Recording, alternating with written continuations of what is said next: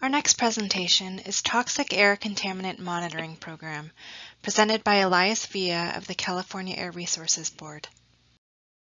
Hello and welcome to an overview of the Monitoring and Laboratory Division's Toxic Air Contaminant Monitoring Program. My name is Elias Villa and I will be your guide through this overview. Today we will be covering the history and current network for the Toxic Air Contaminant Program, the field and laboratory process overviews, successes, current challenges, and program future. And at the end we will cover any questions you may have. Toxics monitoring programs have been around since the 80s. To date, over 200 air toxic contaminants have been identified. These programs include provisions to make the public aware of significant toxic exposures and for reducing risk. The network established by these programs provides data to determine the annual average concentrations of toxic air contaminants for the identification process and to assess effectiveness of controls. This map shows the permanent toxic air contaminant monitoring sites throughout California. Shown in green, these sites operate on a 1 in 12 sampling basis following the EPA sampling schedule. There are a few sites that overlap with the speciation network, shown in blue and green here.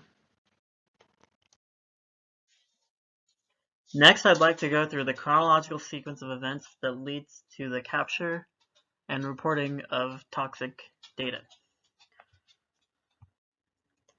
The first step is in the lab with sample media preparation, which takes the form of both filter and canisters, depending on the sampler type and toxic air contaminant being captured. Each sample type undergoes rigorous inspection and approval processes before being sent to the field. It is in the lab that the samples are first assigned tracking information and chain of custodies.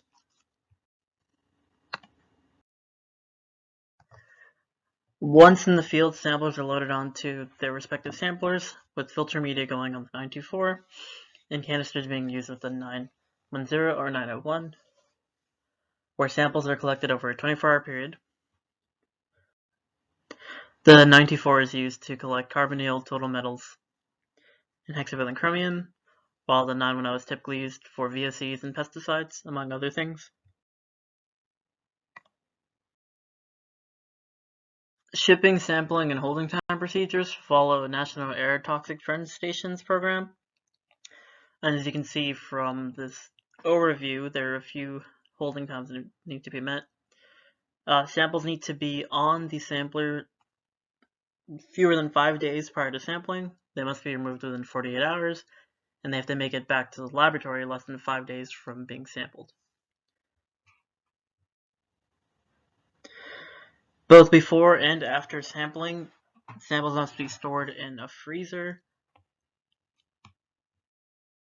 and must be returned to the laboratory under cold conditions. This really highlights the amount of staff effort and time that goes into just one sample. The core function of the laboratory is to provide analytical chemistry services and produce high-quality data to meet client expectations, whether there is state regulations, federal guidance, or special study demands, all of which require rigorous data quality assurance and quality control measures and timely data reporting. The laboratory strives to meet a turnaround time of 45 days from the end of the sampling period. It is in the laboratory where field data and lab results are finally married. The field side includes things like meteorological conditions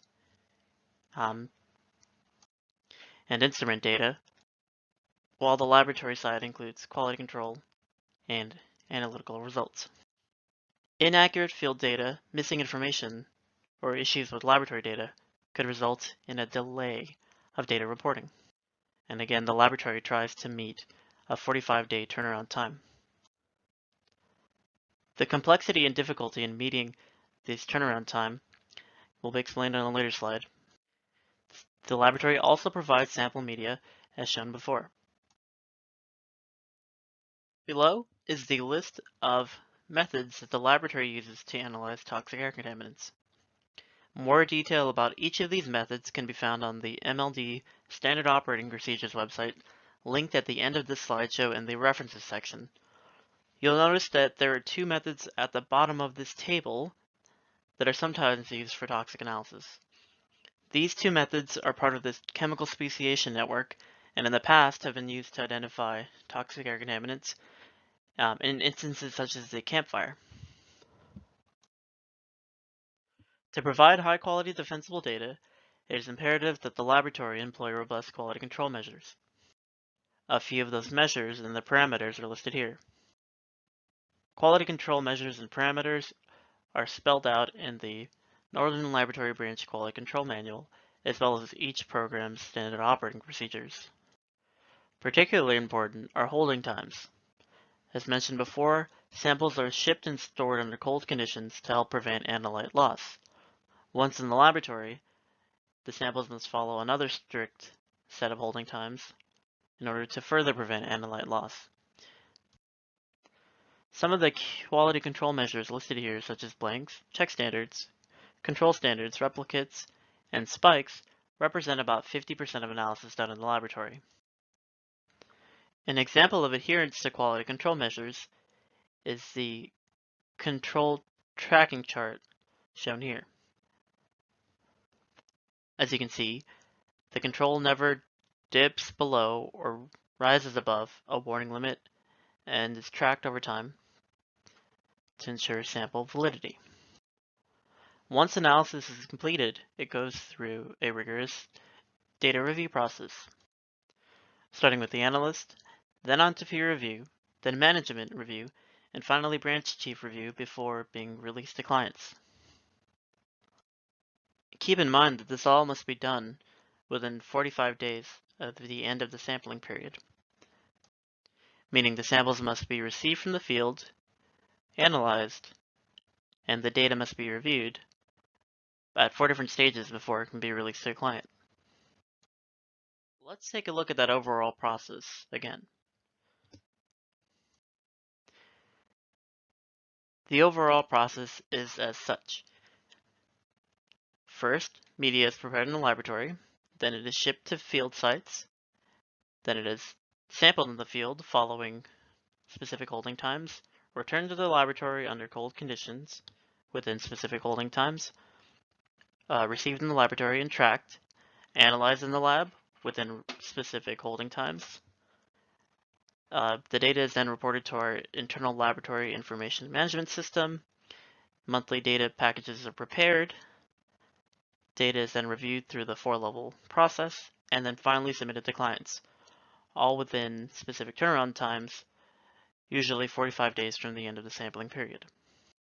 It is a complicated process, and an issue at any point in this chain could result in the delay of data. So what is it all for, and how are we doing? Well, taking a look at this graph of benzene concentrations from 1989 to 2017, 1989 being a few years after the implementation of the toxic air contaminant program, we can see that average concentrations have fallen over time pretty drastically. We're seeing an 80% reduction in benzene concentrations over time, despite significant growth in California's economy and the number of motor vehicles and industry in the state. One interesting thing to note here is that the average concentrations have begun to approach detection limits for this analyte. Next, let's talk about toxic air contaminant programs' successes. There have been many improvements in the laboratory's capabilities for detecting toxic air contaminants. One example is the hexavalent chromium program. Through a collaboration with the South Coast Air Quality Management District, the laboratory was able to lower the detection elements for hexavalent chromium and improve the analysis method overall. The laboratory has also developed new methods for detecting toxic air contaminants such as pesticides. The organic laboratory section recently approved the standard operating procedures for new instrumentation and method for detecting pesticides. As we saw in the graph previous to this slide, toxic air contaminant concentrations have fallen over time. And the program has identified over 200 toxic air pollutants, from which 26 air toxic control measures have been implemented, with 2 under amendment. Over 30,000 industrial facilities throughout the state of California have reduced toxic emissions, and approximately 80% reduction in ambient cancer risk since 1990. New compounds of interest, such as pesticides, require specialized instrumentation both at the field and laboratory levels. To meet these needs takes planning and funding that is not often available or difficult to obtain. It also requires extensive research and method development that pulls resources away from underfunded programs, both at the field and laboratory.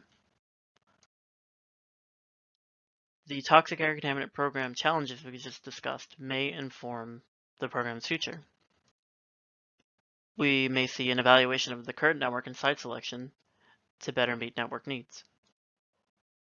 These sites were established decades ago, and the future may see new sites, the removal of old sites, or maybe even a change in the temporal side of sample collection. Industrial processes have changed from 20 years ago, and to accurately understand emissions from these facilities and processes, testing and laboratory analysis may need to shift. We will see a review of the current analyte list and evaluate the need to add emerging pollutants. Both SNAPs and community air monitoring will certainly identify new pollutants of interest and concern. Real-time monitoring and new technologies will certainly come into play. There are more real-time data needs. We have continuous monitors, low-cost sensors, and mobile instrumentation, which are being deployed now compared to laboratory-generated data. It remains to be seen whether these in-situ instruments are capable of meeting program requirements for toxic air contaminants. But I'm sure further analysis will be done on that point. Although field-deployed instruments do provide real-time, more granular data, they often do not have the sensitivity of laboratory instruments and may not adequately meet client needs. Lab detection limits are often lower than field instrumentation can provide. That said, things may change in the future. MLD staff will certainly work both internally and externally to meet emerging toxic air contaminant challenges and focuses. For instance, currently, MLD staff are working with the California Department of Food and Ag in a collaboration for future monitoring of the eastern Coachella Valley. As well, the San Diego Air Pollution Control District is working with the laboratory in collaboration for a new hexavalent chromium monitoring program. COVID-19 did significantly impact the toxic air contaminant program. Sampling was paused from April 2020 through March 2021, with sampling and analysis resumed in April 2021. That's a significant chunk of data lost. However, the program is now back up to full speed in operation. The standard operating procedure for each of the methods listed here can be found at this website, as well as the Northern Laboratory Branch's quality control manual listed here as well.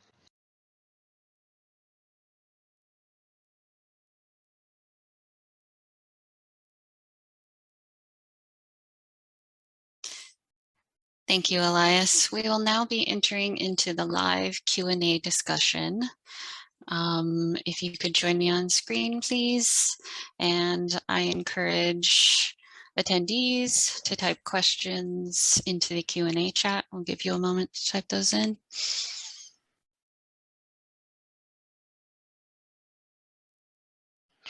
It's been a while, everyone. About 15 minutes since I last saw you.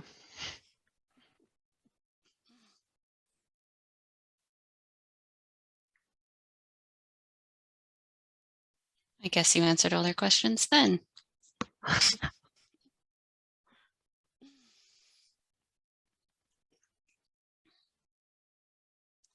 We do have a few questions rolling in. First questions. What are the plans for replacing the Zontec 924 due to lack of available parts? Parts like the control board are pretty much irreplaceable at this point.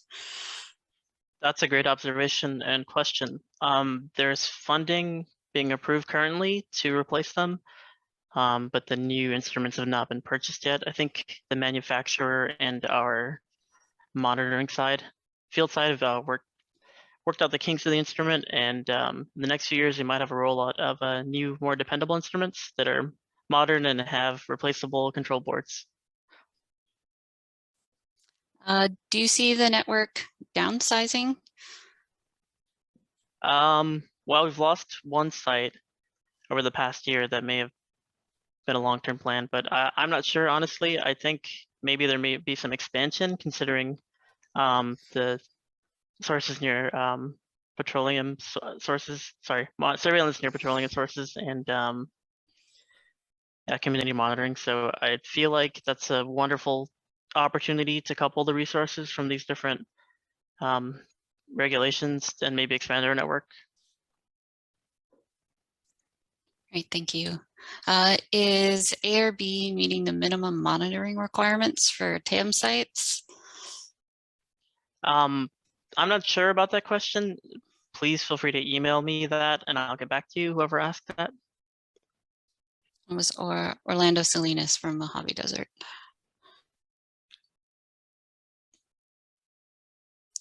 Any more questions? Please type them into the chat. Is there a QAP for the state toxics program monitoring or other overall guidance document? I don't believe so, but I would have to get back to you on the specifics of that. Keep in mind, this program isn't as heavily monitored. It's not a federally regulated program like 2.5, like the presentation we just saw. So there is not as much stringency in the documentation. Great, thanks, Elias. I can absolutely send my email in chat.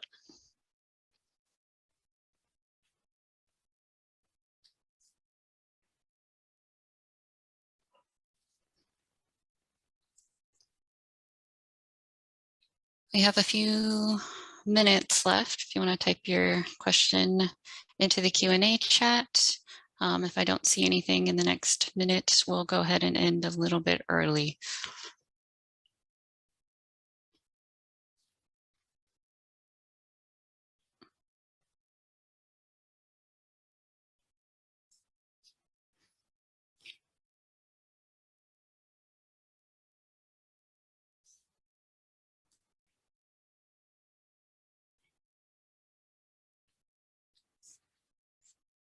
Well, the sun's out. That's good news. Maybe where you are. Definitely raining outside here. All right, since we're talking about the weather, let's go ahead and end the Q&A chat. The next session is slated to begin at 10:35 and will be an update from the Standards Lab. Thank you, Elias. Bye, thanks everyone.